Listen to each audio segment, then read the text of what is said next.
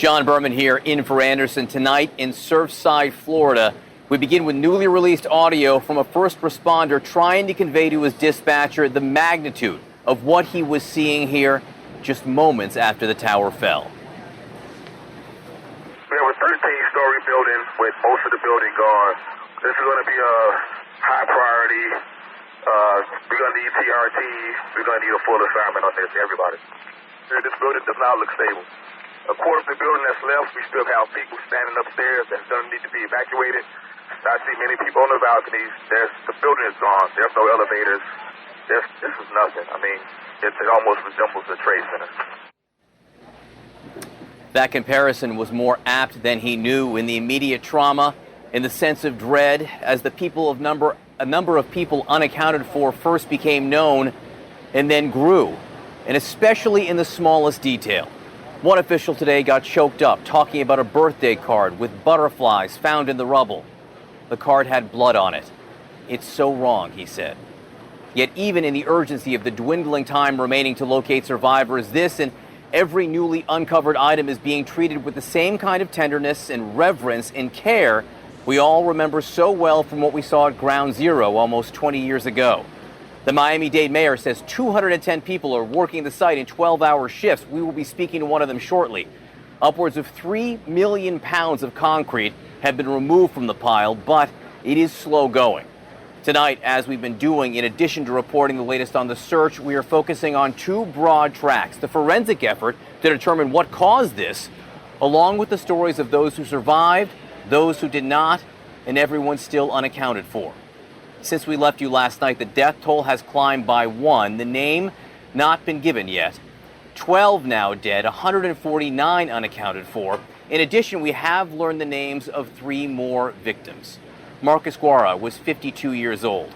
According to local station WPLG, he moved in less than a year ago.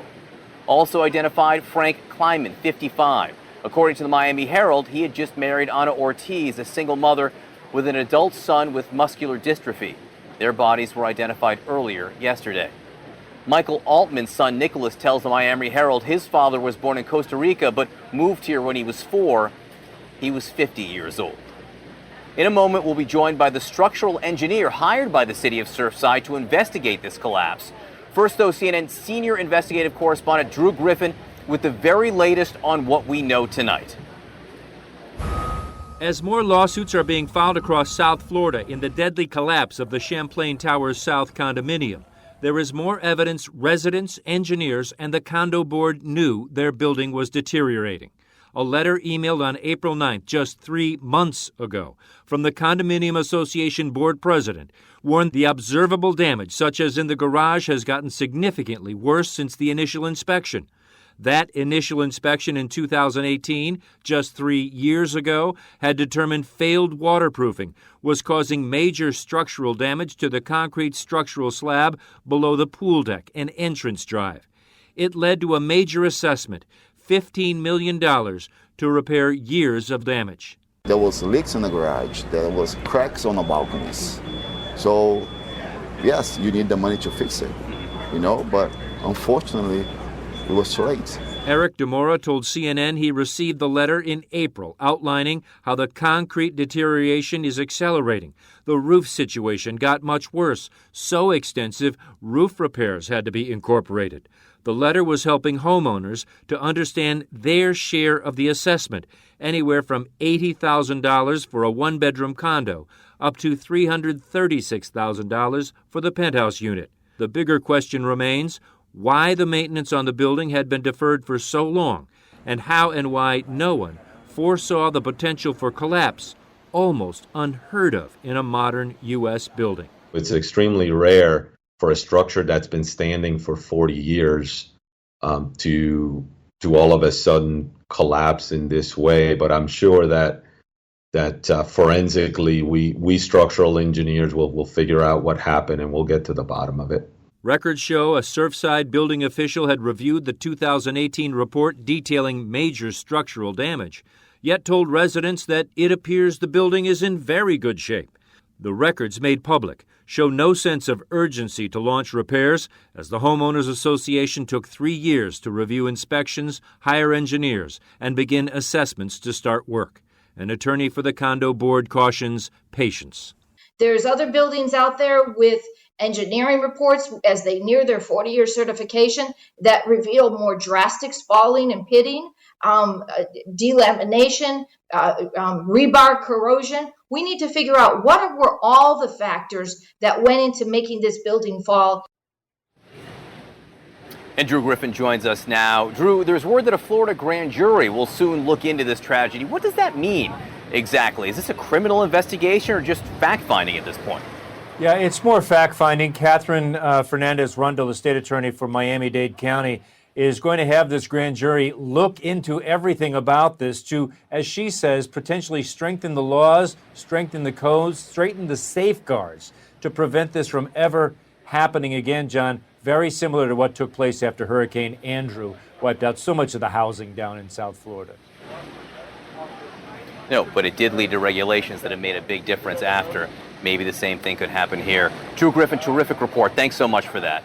Joining us now is Alan Kilsheimer, who brings enormous experience to bear as Surfside's designated investigator on this. He was part of the 9/11 Pentagon attack investigation, as well as the bombing of the Murrah Federal Building in Oklahoma City in 1995 and the World Trade Center bombing in 1993.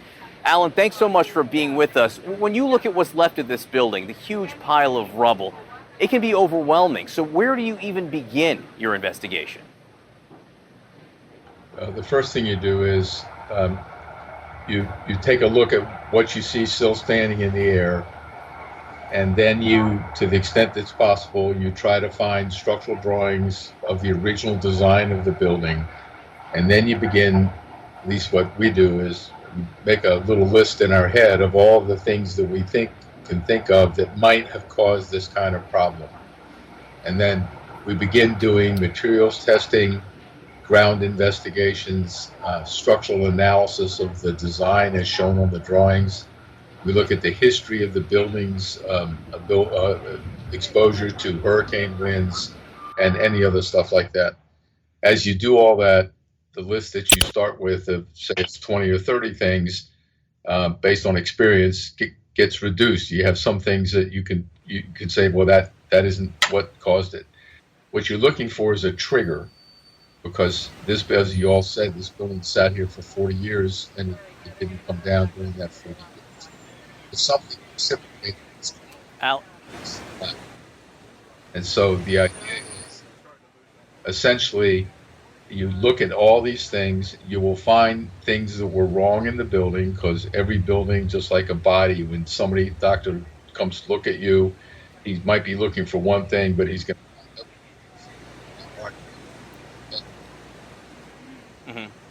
your own health. Long story short, as you go through all these analysis, you get rid of some of the things that you can prove to yourself that are not a cause, and then you add more things as you go along. What you're looking for is you're looking for the trigger event.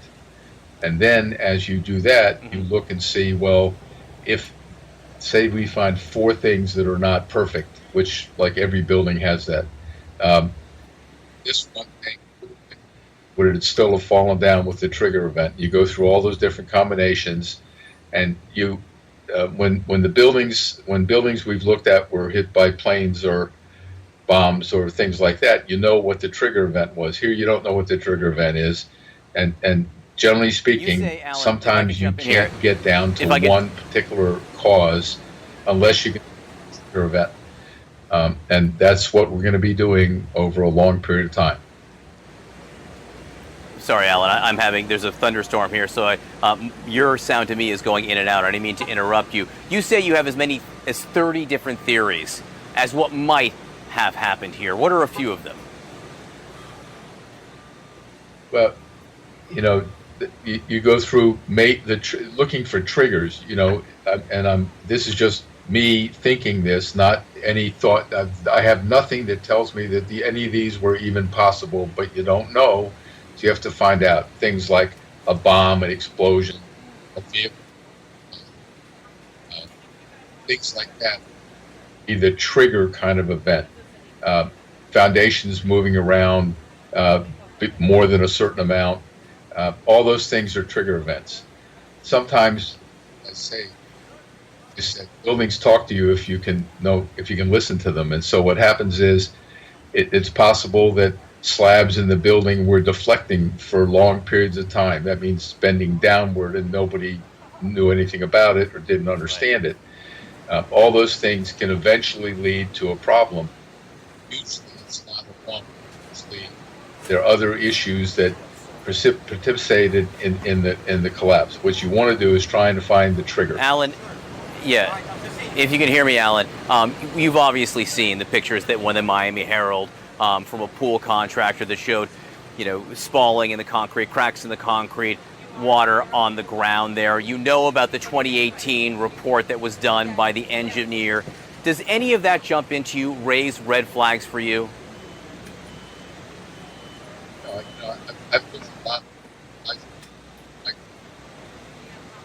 While some of those things, I've seen things like that in lots of buildings.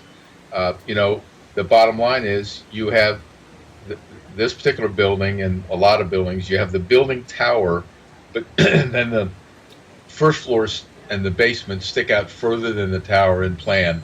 And that's where you have planters and driveways and stuff like that. So you have waterproofing on those things. Waterproofing only has a useful life, and after some period of time, you have to replace it. The North Building, I think, last year or the year before, if I understand it, replaced all their waterproofing. They dug up all their planters and landscaping and replaced all the waterproofing. The issue is that when water gets into a crack, because all concrete cracks, it's made to crack. Water gets into a crack. In the North, you worry about it freezing and thawing because when water freezes, it expands, and that makes the crack bigger. You also worry about then you can get rust to reinforcing steel. The reinforcing steel, when it rusts, the rust expands. But when you see rusted reinforcing steel, it might at first glance look like it's really severe, but remember, it's an expanded material. You take a wire brush and you brush off that rust, and you might find that you only lost a 1/16 of an inch of a 1/2 inch or 5/8 of an inch of a piece of rebar. So just seeing rusted reinforcing steel and just seeing cracks and spalls in limited areas doesn't mean that caused the collapse. It could help. It's the beginning. It will contribute, I understand. All incredibly thoroughly. And you're just beginning. Alan Kilsheimer, I appreciate you joining us tonight, talking to us about the investigation. You're just getting started. Vast experience to bear. Thank you. Next, the mother who came home just in time to save her 2 children's lives. This is such an amazing story of feeling something simply is not right and then acting on it. Later, the story that's emerging behind one of so many images that will not be forgotten. What we are learning about the woman who lived here and is unaccounted for tonight.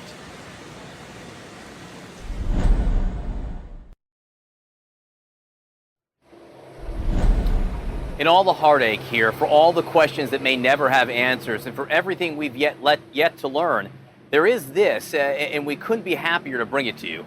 A mother and her 2 children are safe tonight, and they might not have been.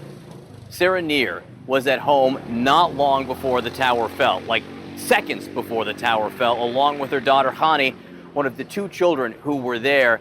Thank you both so much for being with us. Sarah, I want people to understand how close this really was. It was late, or early in the morning, 12:30, 12:40 in the morning. You were doing emails, and then you heard a sound. What happened? Exactly. I just came from a party, like spiritual party and it was 12:30, and it was a little bit noisy. My son and my daughter been around me, so I didn't pay attention to the surrounding. So about 12:45, she went to take a shower, and my son was busy. So suddenly it was quiet. I was sitting and checking my emails and my messages, and then I started to hear knocking sounds, knock, knock, knock here and knock, knock. And I said, okay, somebody probably hanging pictures on the wall. And then it was more intense, and I said, oh, probably they're doing some small renovation. And then suddenly around 1:10, I hear like a smash, the wall is collapsing, the wall above me. And I said, wow, they're really doing major construction. I need to take care of this problem. It was already 1:10 in the morning, so it doesn't make sense. So I ran to the security guy that I live in the ground floor, so it's first floor. So it's really a wall separated between my apartment to the security guy. And I ran to him and I said, do you hear this sound? It doesn't make sense in the middle of the night, early morning, people doing construction. So he said, yeah, I hear this also noises. So I said, so what do you do about that? The minute I said, what do you do about it, then it was a big boom. And I was running to see where the sound come from. And I saw all the garage collapse. I couldn't believe it. I thought I'm in a movie. I look again and I ran back to the hallway and I saw my 2 kids standing next to the door, the entrance of my apartment, and don't move. And I was screaming, it's an earthquake. I was thinking very fast. I said, it's not construction, it's an earthquake. And while I was running, I told the security guy, call the police, put the alarm so people will, be aware about this. So, but my daughter was looking at me. I said, but I'm with my bathrobe. I said, I don't care. Run as fast as much as you can. She was running with her brother towards the exit of the building.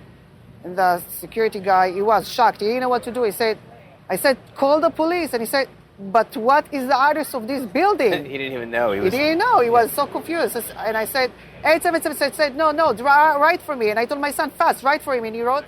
And we ran out of the building. And I told my kids, run as fast as you can, crossing the street. We crossed Collins. We just crossed Collins. God watched us. God was waiting for us to leave the building. And then another big boom. And then we didn't see anything. It was suddenly quiet after the big boom, and it was white clouds all over. And I thought I'm by myself in this world. And I thought we were still running, and I told my son, call the police again. And probably my son was looking. He was very curious to see. I didn't tell them to watch what's going on in the back, but probably he looked, and he saw the building collapse. But I said, it's an earthquake. We don't know what is safe, where is the ground is safe. Run, and we're still running and running. I couldn't breathe. I couldn't do anything. And I said, God help. And I didn't know what to do. We've been really running like 3-4 blocks away from this building. And then I said, I need to breathe. So I said, I need to knock at somebody's house to help me. I couldn't do anything anymore. So my kids said, Mommy, it's already late. Nobody will open the door. I said, it's an earthquake. People need to know maybe to help us. Suddenly a guy came with his big dog, looking at the window, and I said, please open the door. I cannot breathe. He said, no. Honey, when you heard the sounds and your mother tells you have to go, what did you think was going on?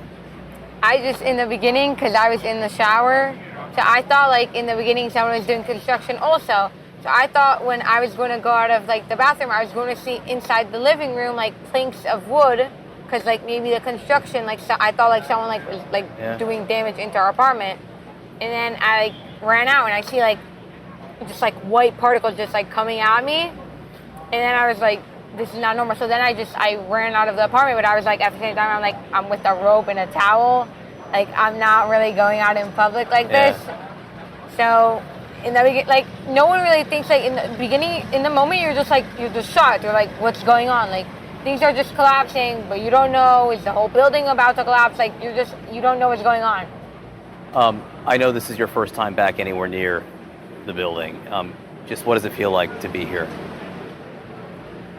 Now I see how great the miracle was, and it's painful and scary because I see what really happened and how many people, we don't know what's happened to them really. I don't want to say, we don't know.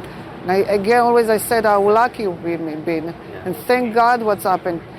And we've really been safe of this trauma, but we are still in trauma. The recovery, the pains that we and probably other people going through, you cannot even measure, you cannot really say, I'm speechless, don't know what to tell you, because it's when I enter this site over here, I said the first time I'm very close. I didn't want to come close to the area even. And it's so much pain, I'm going through now. I know you feel that God is watching you, and I'm so glad that you made it out. I'm so glad you listened to your intuition. And for you, Hani, listen to your mother. I think that's one of the lessons here. I'm so glad you're well, and I wish you the best going through this. So I know it's I hard. want just to thank you. Also, God really help us, and also all the crews that really helping. The community is amazing. Try to help in any ways they can do. So really, I thank everybody that is here and try to do their best. Thank you very much, both of you. Be well. Thank you. Next, the story behind one of the most indelible images of this tragedy and the woman who lived in this apartment and tonight is among the 149 still unaccounted for.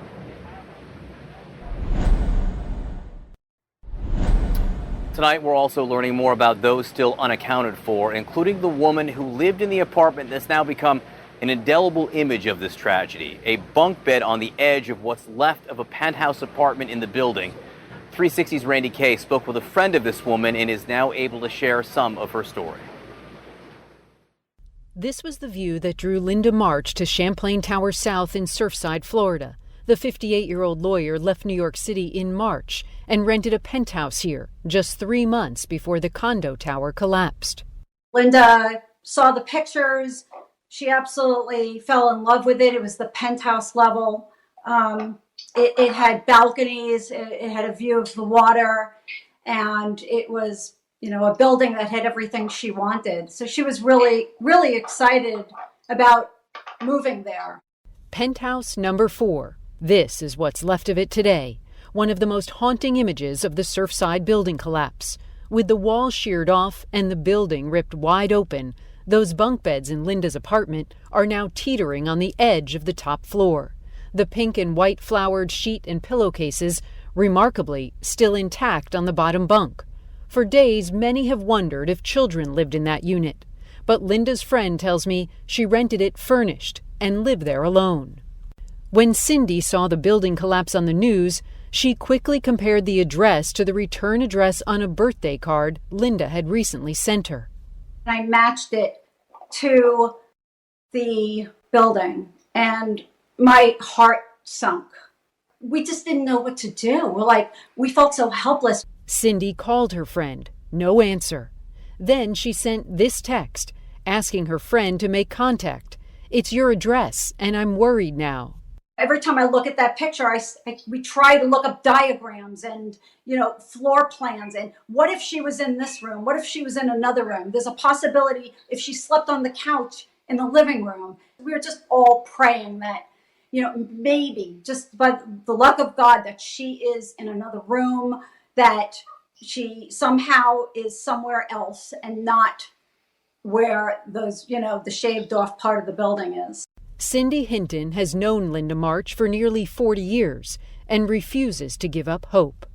Do you think she has the strength to survive something like this? One thing we know about Linda is she's strong.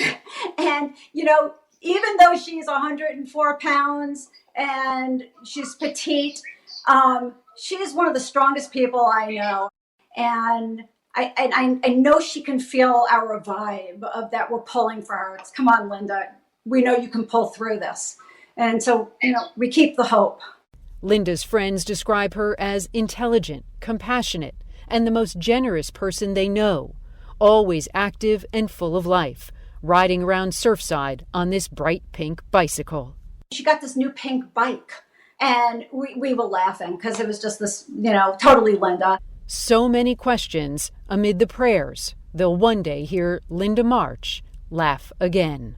She had a very infectious laugh. I mean, when you heard Linda laughing, you couldn't help but laugh and laugh with her. And just, there was so much goodness in her heart. An infectious laugh. Randy Kay joins us now. What about Linda's family, Randy? Have they been asked to give DNA samples like I know so many families are? Well, John, it's been a really difficult situation. Of course, her friends don't want it to come down to a DNA identification. That's the last thing they want. But it turns out that Linda has no immediate family. Her sister passed away from cancer. Her parents are both gone. So there's no immediate family to offer any DNA. Her friends certainly can't give DNA. She has an ex-husband. She's divorced. He can't give any DNA. But I've learned just tonight that they have located an elderly uncle who spends much of his time in Rome. In fact, Linda went to visit him not so long ago, and he is now in touch with authorities. He has given a DNA sample. So, of course, again, they don't want it to come to that. They pray that it doesn't, but they do now have a DNA sample to match to Linda March. John. Important developments. I mean, what so many people do want is closure here. Randy Kay, thank you so much. At this moment, there are 8 search and rescue units with another 18 requested from other states. Perspective now on their mission from Eddie Alarcon, a search and rescue specialist and captain of Miami-Dade Fire Rescue. Captain, thank you so much for being with us, and thank you for what you're doing. Just so people know, you go to work at midnight tonight. This is before your shift. You're about to go work for the entire night, so thank you for what you're doing. What's the hardest part about this right now? Well, I think the hardest part is, the first day that we got here and just seeing just how devastating everything was. It's just, we're all trained to kind of maintain our composure and do our jobs the way we're supposed to, but, and I'm sorry, I've been working on very little sleep right now, but, and it's hard not to get emotional about this stuff, but it's hard not to put yourself in that situation, not to put yourself in the position that these families are in. We start thinking about it in that way, in that what would I do? How hard are we going to work to save our family members if something like this were to happen? You're there for the families. Yes, sir. What are you finding, mostly? It's just so hard to, unless you're there, you don't understand how difficult it is to work. All I can say is that I thank God for the support of my teammates, all of the rescue specialists that are doing an amazing job. I've never seen so many people come together. I'm sorry. No, I get it. I get it. It's exhausting. It's physically exhausting. It's emotionally exhausting. You want to find people. Absolutely. That's what you do. You're a rescue coordinator, and that's not what's happening here. Is it just chunks of cement at this point?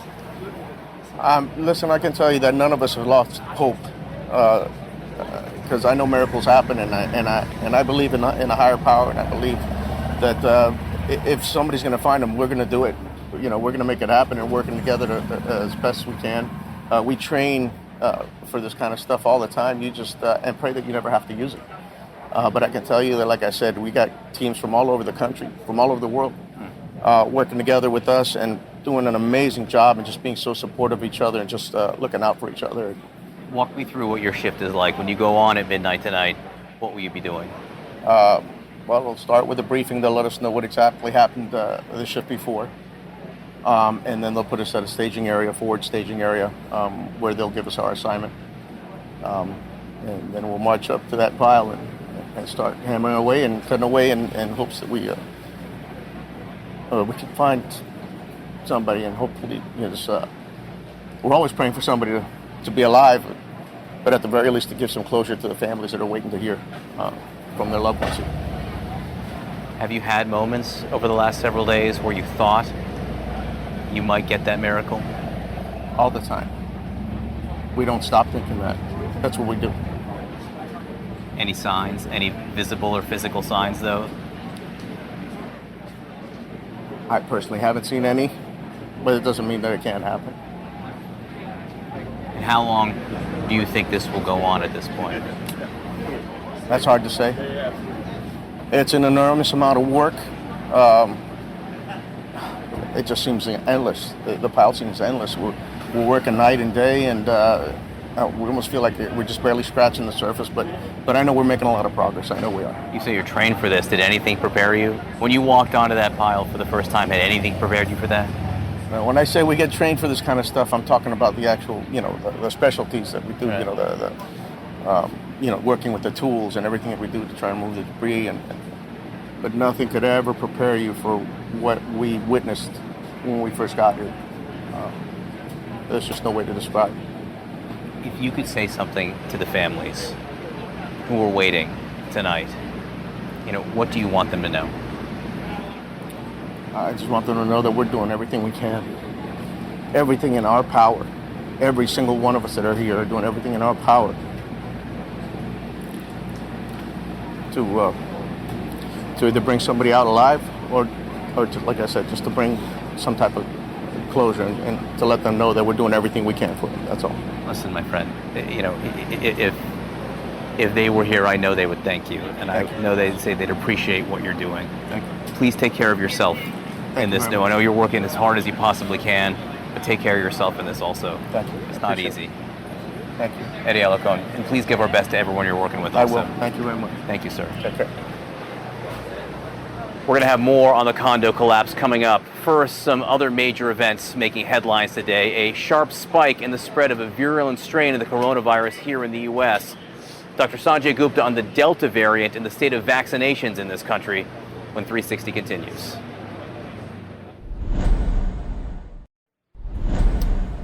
While we're here in Surfside, we want to take a moment to check on some of the other major headlines today, including news on the rapid spread of the deadly Delta variant of coronavirus. The CDC today reported the variant now accounts for an estimated 26% of cases in the United States.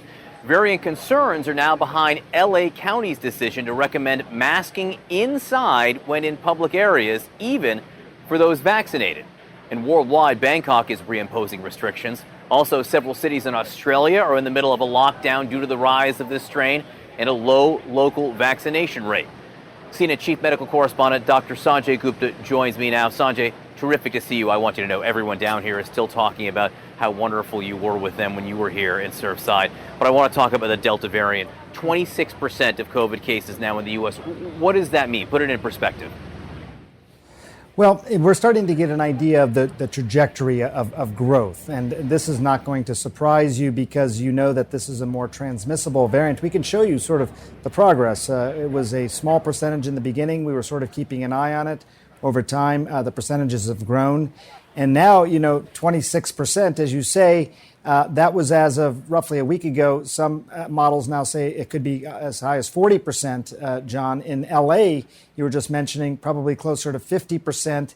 At the same time, the Alpha, which was the UK variant that we were talking about, used to be the dominant strain here, is now no longer the dominant strain here. So this is sort of expected because this is a more transmissible strain, this Delta. It's sort of crowding out, if you will, the other strains.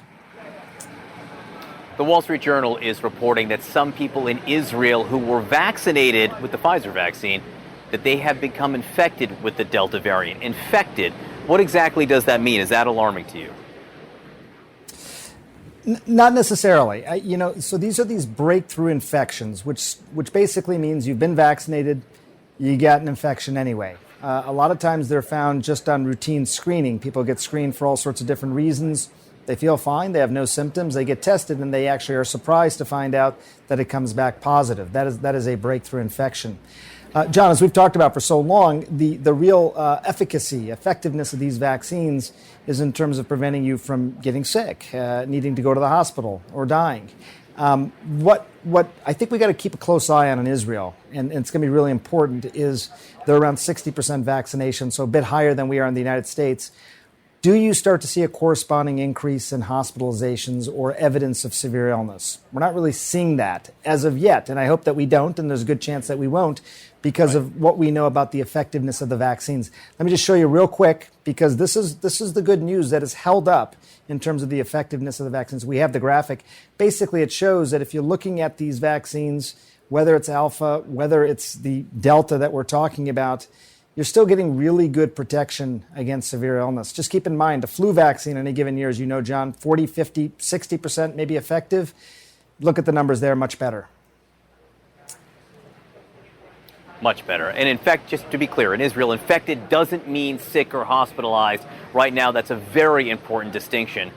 LA County, right, where the health officials are saying, recommending, not requiring, but recommending that people wear masks, everyone, even vaccinated people, inside again. They want to better understand how into who the Delta variant is spreading, they say. What do you make of this decision? Well, I think there is the precautionary principle that's being applied here. I think that they don't want to get caught behind here, not suggesting they will, but the CDC has not yet changed their recommendations. They still say if you're vaccinated, you don't need to wear a mask indoors. I think there's a couple of things to keep in mind. A lot of times you might be walking into a situation where you simply don't know if people around you are vaccinated or unvaccinated. If you are vaccinated you should still feel very comfortable that you are well protected. That's the good news. If you start to get increasingly transmissible variants, could you potentially be someone who gets a breakthrough infection? Still unlikely, but the chances go up as there's more and more of that virus spreading. So I think what they're talking about in LA and what the World Health Organization has said as well is that we're not arguing the efficacy of the vaccines. What we're talking about at this point is we want to put the fire out of this pandemic.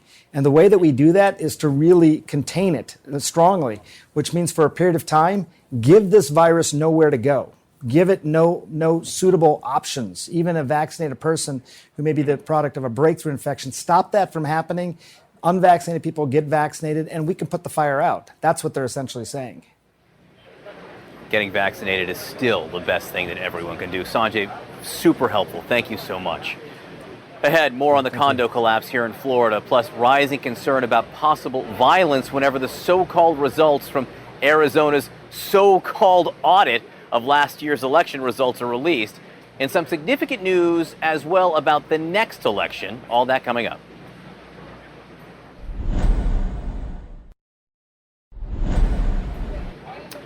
More on the condo collapse here in Surfside, Florida in just a moment. First, though, some other news on our radar.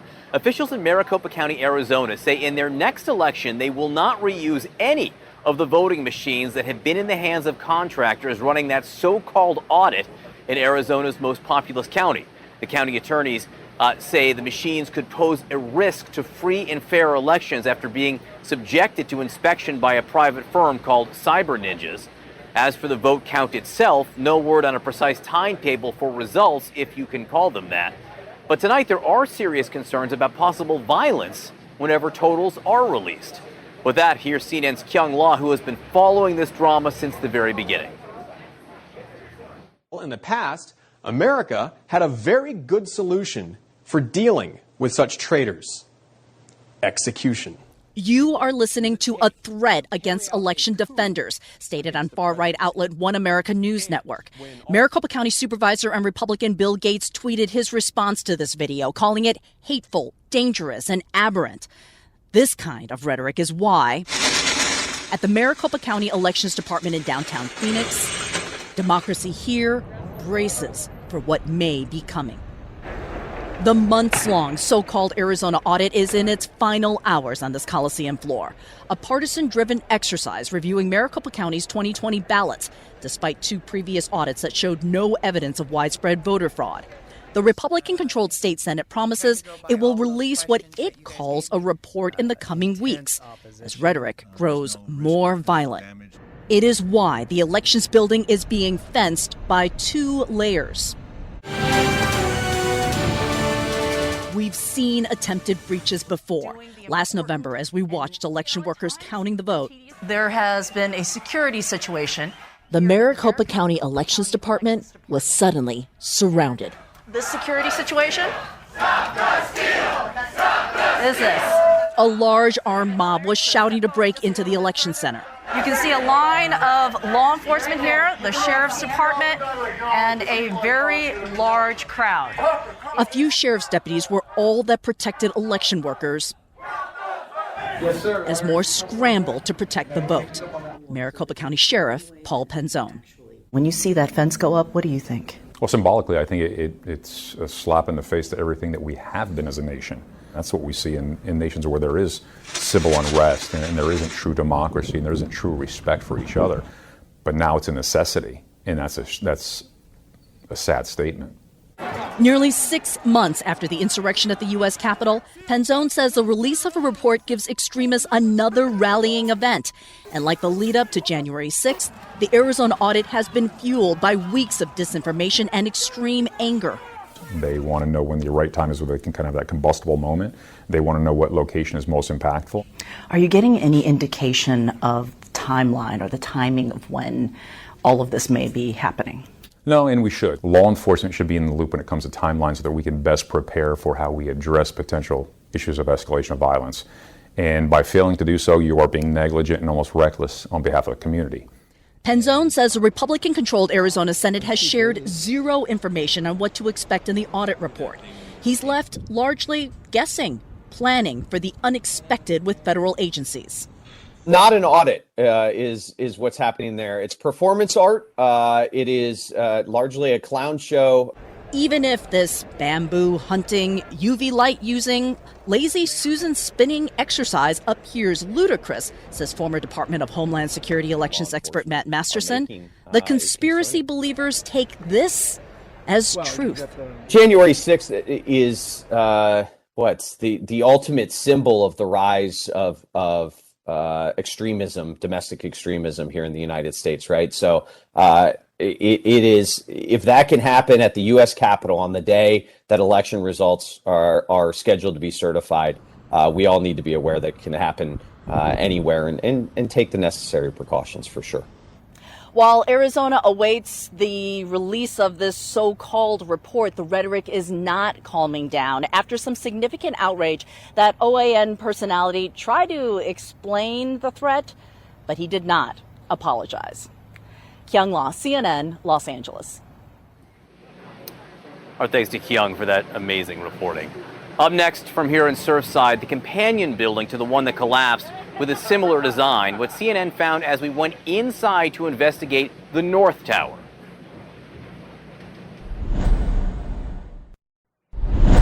Here in Surfside, there's been a lot of attention to the North Tower, an identical building near the one which collapsed, and questions about whether the North Tower is now safe. CNN's Brian Todd was allowed inside to have a detailed look around, and Brian joins me now. So Brian, what did you see? John, I saw a place where maintenance and upkeep are kind of an obsession with people in the North Tower and their condo association president and vice president. We talked to both of them today. They showed us the garage, the roof, the balconies, and the pool deck. It's immaculate. I mean, they're at the garage. You know, we've seen garages like at the Sunny Isles condominium and other places, and there were, of course, reporting on the garage at the South Tower, how it was in such disrepair. At the garage on the North Tower, it was pristine. No cracks, no water, no exposed rebar. There was a sump pump down there that was brand new. I mean, you could have eaten a meal off the floor of this garage at this place. The roof, everything was sealed. And from the roof, they showed us the balconies. The balconies are an interesting story because you saw the Miami-Dade mayor said they had to shut down some balconies in another building here. Well, they told us that 3 years ago, at the behest of the condo association president, they ripped off the tiles of the floors on all the balconies. He saw it, and he said, this is too heavy, and it's building too much moisture and damage on the floors of these balconies, and it's going to cause problems. And he, 3 years ago, saw this problem. He was very prescient, and he said, you're going to have to incur these costs. Each unit had to pay a little over $10,000 for it, but they got it done. Those balconies are completely fortified, and again, they look perfect. In just 10 seconds or less, do the people in that tower feel confident about their safety? They do now. Now, some of them left, and they told them they didn't want to return, but they had inspectors go through after this collapse and gave them a very clean bill of health and gave them very high marks. That led to the return of a lot of the residents there. I got to say, it's really interesting. And you went and looked at other buildings in this area, and the North Tower, to your eye, look even better than those other buildings. Right. Brian Todd, thank you so much for that, your report. Really important. All right, that is all from Surfside for us tonight. The news continues, so let's head over to Chris for Cuomo Primetime.